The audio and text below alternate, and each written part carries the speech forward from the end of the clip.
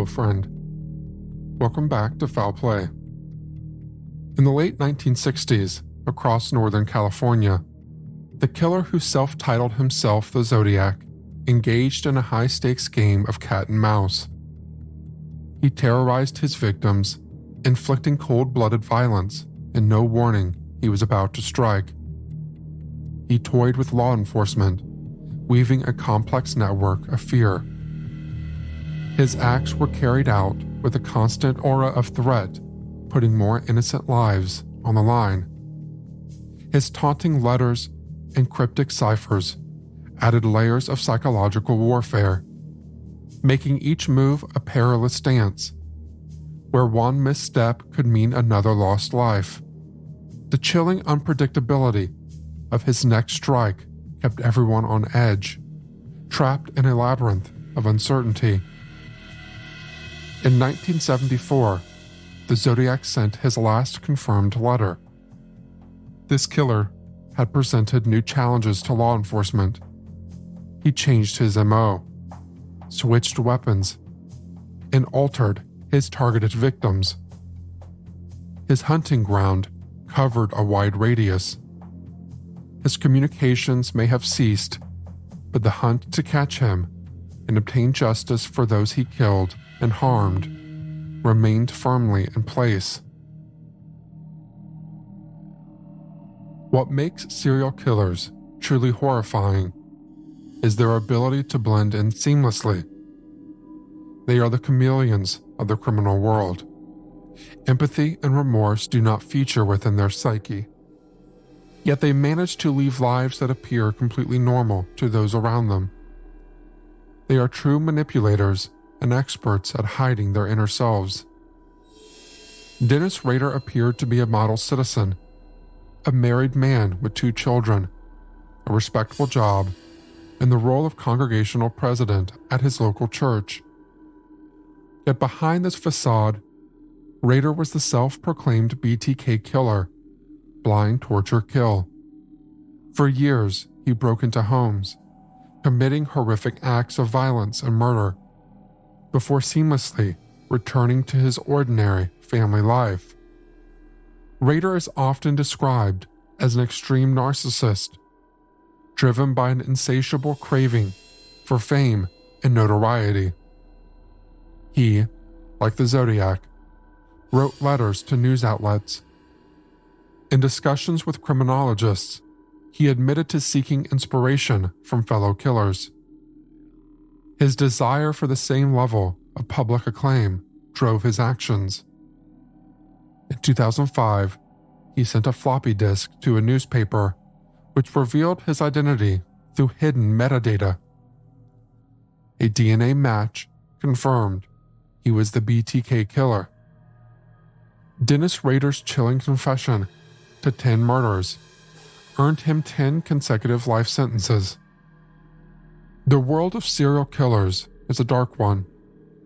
Their intentions, behaviors, and motivations are not for the faint of heart. Some are driven by a twisted vision, their killing sparked by psychotic breaks. Others see themselves on a mission, convinced they're serving society in some manner by killing their victims. Some murder for money, killing another human in a quest of greed to access life insurance or property. The Zodiac Killer defies these classifications. He doesn't fit into these neatly researched boxes. What were some of the possible internal motivations and machinations behind the Zodiac Killer's spree? When you ask me these questions, I literally put myself in the place of the Zodiac. What would I do as a Zodiac? I do not believe that he was mentally ill. I don't think that he didn't know right from wrong. He absolutely knew exactly what he was doing. This was a head trip for him. This was a power control issue. He loved the control, and the game he played out was played so well that all these law enforcement officials could not track him down. A true narcissist is someone who, it's all about them. Everything is about them. Some people are narcissistic a little bit, and that's okay, but people who are true narcissists, they have this personality that you really can't survive them. because they always have to be in charge. It's always about them. It'll never be about anybody else but them. He wants to control the city. And by doing that, he creates fear. I can kill people wherever I want to go. I can kill them no matter where it is in the city. You are all at risk. Look out. Here I am. And so he shows I can stab them, I can shoot them, or I can be in a cab. You never know when you might get killed. So that created a lot of fear in the city. A lot of pressure on law enforcement. And the more he did, the more he got away with it, I think the more powerful he felt. He was not going to be caught. The Zodiac is a hybrid kind of killer.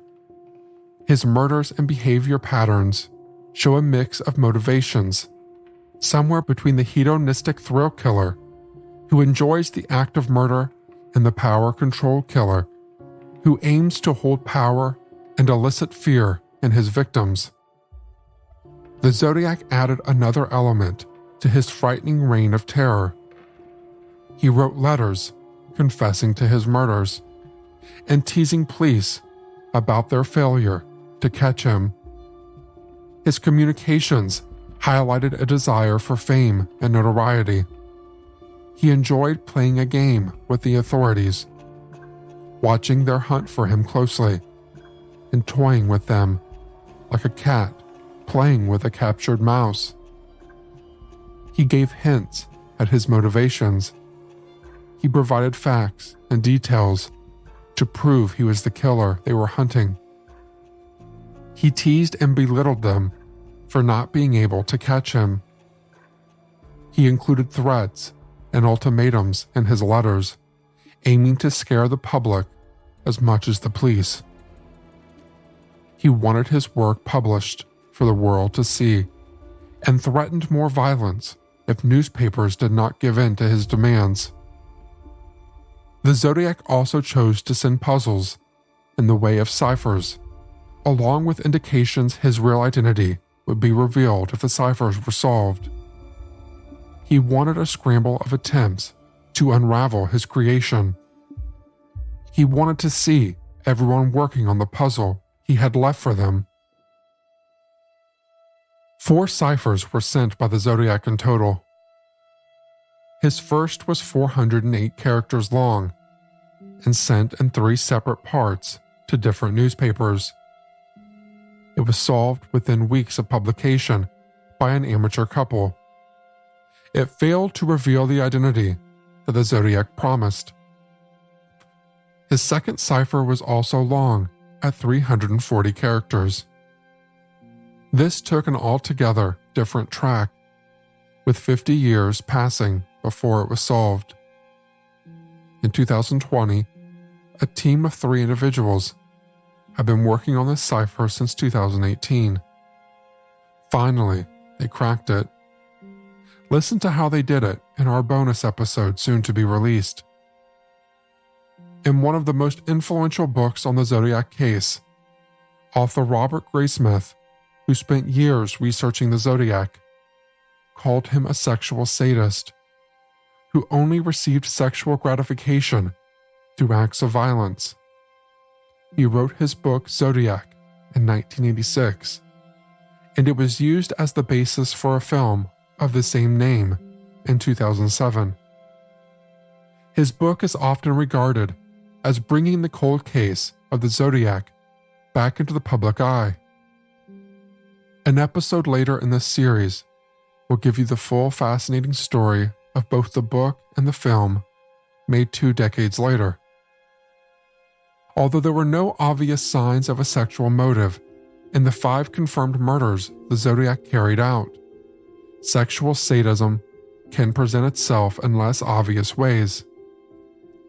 It is not defined as only acts against another person, but also being preoccupied and obsessed with sadistic sexual-themed thoughts.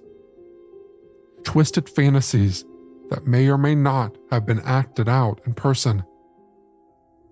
The Zodiac talked of his enjoyment of killing in the hidden messages of his first ciphers.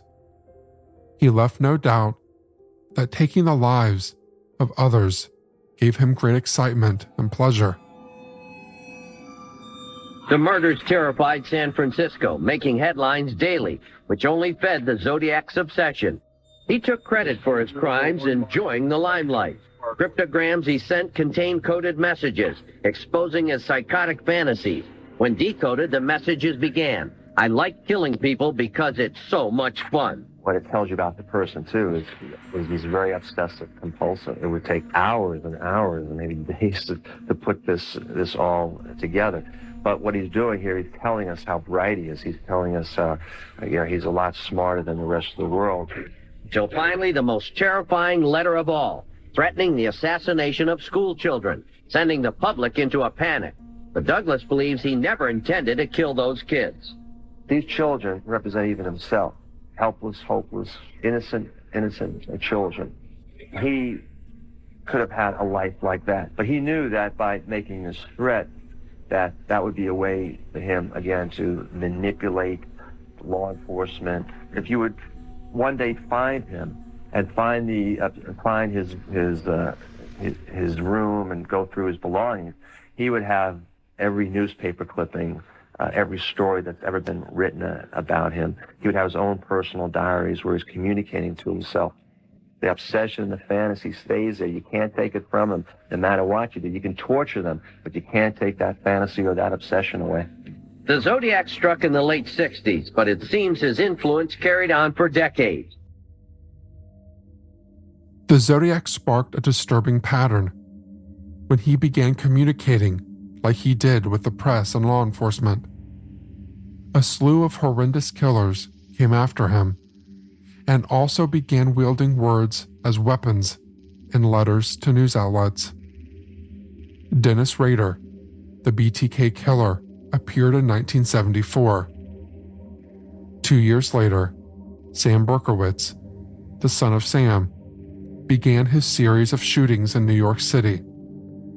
Ted Kaczynski, the Unabomber, appeared in 1978 when he detonated a homemade bomb at Chicago University. All three of these men wrote letters and notes about their acts of violence. It appeared that as the 1970s moved forward, this was a new common way for killers to express themselves. The Zodiac not only liked to boast about his killing of innocent victims, but provide details on how he went about it. Looking for a new way to unwind after a long day?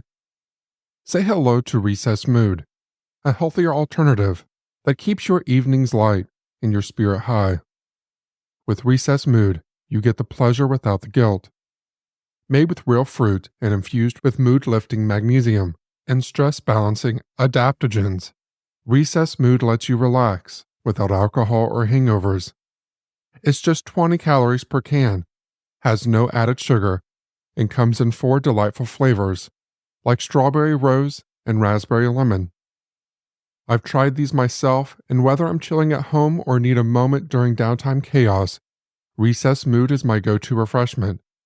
It's truly a guilt-free way to unwind. And now there's something special for all our listeners. You deserve a healthier way to unwind. Head to takearecess.com/Shane and get 15% off Recess Mood, your go-to alcohol replacement. At Lake Herman Road, the Zodiac crept up on his unsuspecting victims under the cover of darkness. With him, he had a gun that he planned to use. In his second letter confessing to this brutal crime, he wrote about taping a flashlight to the barrel of his gun, using the beam of light to center his aim and ensure he hit Betty Lou Jensen and David Faraday when he fired. The killer left 10 bullet casings at the scene. As he fired each shot on that dark night, the casing was ejected from the gun chamber to allow the next bullet to be ready to fire. He used Winchester Western Super X ammunition, fired from what the investigators believed to be a .22 semi-automatic pistol. It would prove to be the same type of ammunition used in the June 1963 murders of Robert Domingos and Linda Edwards in Santa Barbara County, a possible, much earlier attack by the Zodiac Killer. When the Zodiac moved 4 miles from Lake Herman Road and into Blue Rock Springs 6 months later, he once again chose to carry out his attack using a gun. He didn't, however, use the same gun and ammunition. The bullets that struck Darlene Ferrin and Michael Maggio on July 4, 1969, were 9mm bullets. In his confession phone call made to the Vallejo Police Department, the Zodiac claimed he had shot them with a 9mm Luger. In the final crime scene attributed to the Zodiac, cab driver Paul Stein was murdered in San Francisco. He was shot twice and left inside his cab. He too had been shot with a 9mm pistol. It was not the same type as the killer used at Blue Rock Springs. The Zodiac used different weapons for each of his brutal attacks. It may have been a calculated move to discard each weapon after use, minimize the risk of any weapon being traced back to him. He had access to an array of guns, and he seemingly could handle them with skill and confidence. It was another unsettling layer to the Zodiac's already sinister profile. All of his attacks had an aspect of premeditation. When he arrived, he was armed. His targets were couples, alone and relatively secluded away from other people. His first 2 attacks utilized the darkness to aid in obscuring his identity and making his getaway unseen. Lake Berryessa was a daytime attack. Bright sunlight illuminated both the sky and the scene. The Zodiac arrived with an elaborate, possibly homemade hood, multiple weapons, and a deadly plan. It is likely he stalked this beautiful spot on that day, hunting for the victims he wanted to target. There was a man fitting that same description, watching 3 teenage girls at Lake Berryessa earlier that day. It may have been the Zodiac stalking his potential prey. It may not have been his first time doing so. At Lake Berryessa, he escalated his behavior to get more attention. The use of a knife is a more personal attack than the use of a gun.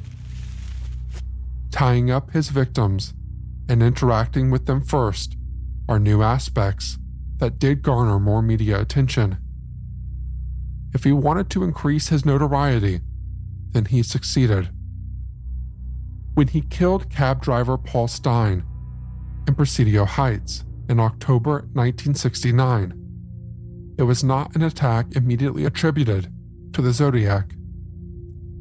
This murder was out of his usual targets of couples.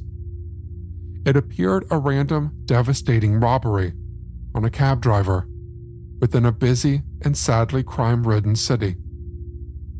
This murder saw the killer wipe down the cab before fleeing the scene.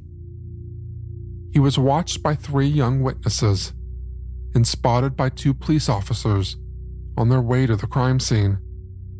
Both factors that may have contributed to this killing being his last. On April 25, 2018, in Sacramento, California, the FBI and local police departments held a press conference. They announced the arrest of an individual by the name of Joseph James D'Angelo, although the case they were talking about was not the Zodiac.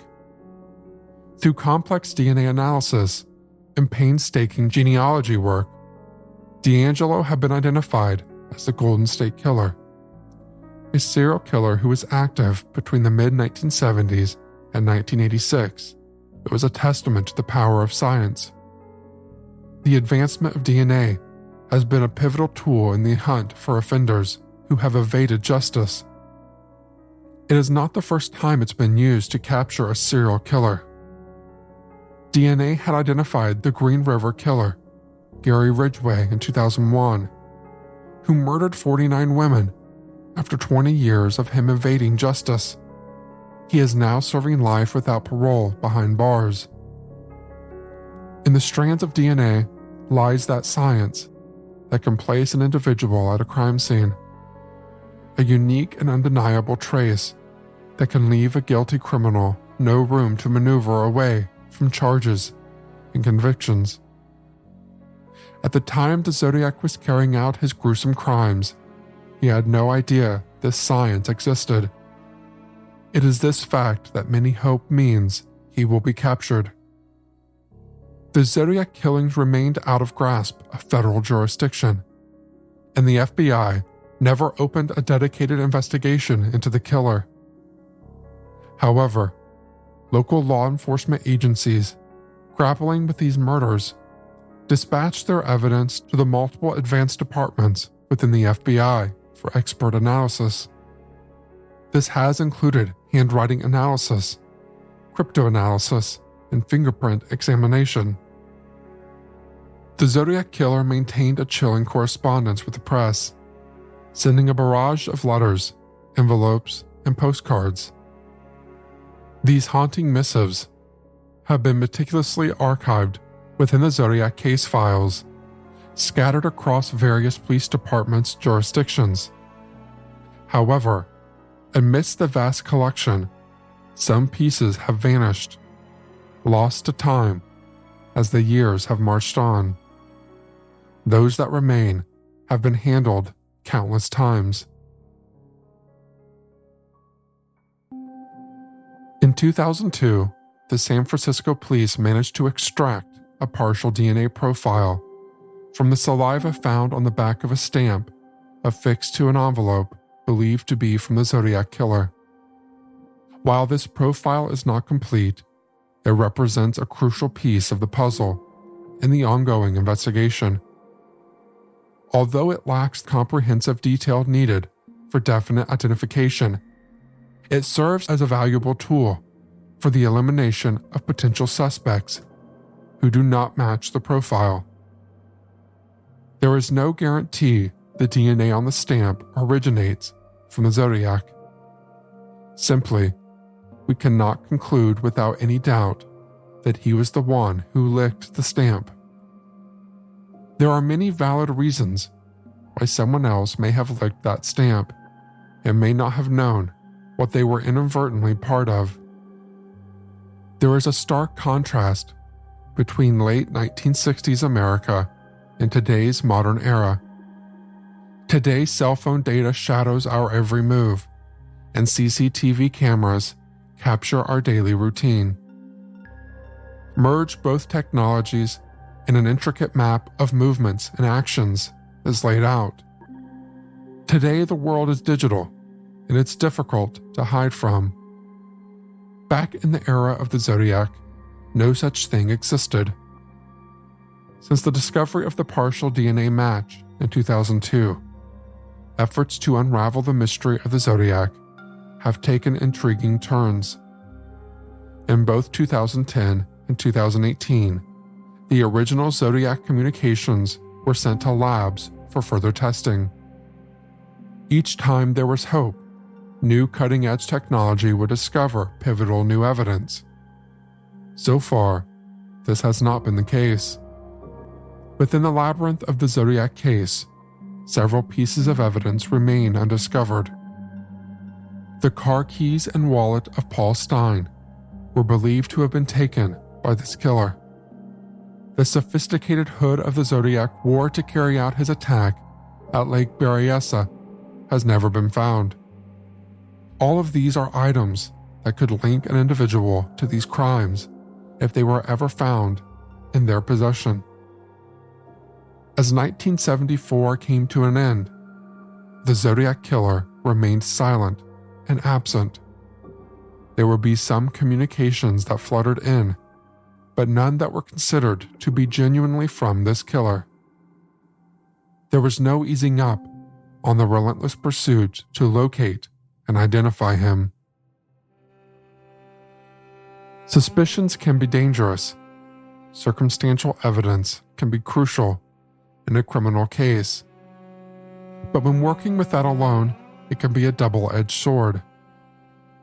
The pieces of the puzzle may fit together, but the whole picture may not be on display. The biggest challenge is separating fact from fiction. The hunt for suspects is complex and painstaking, and there has been no shortage of them in the case of the Zodiac.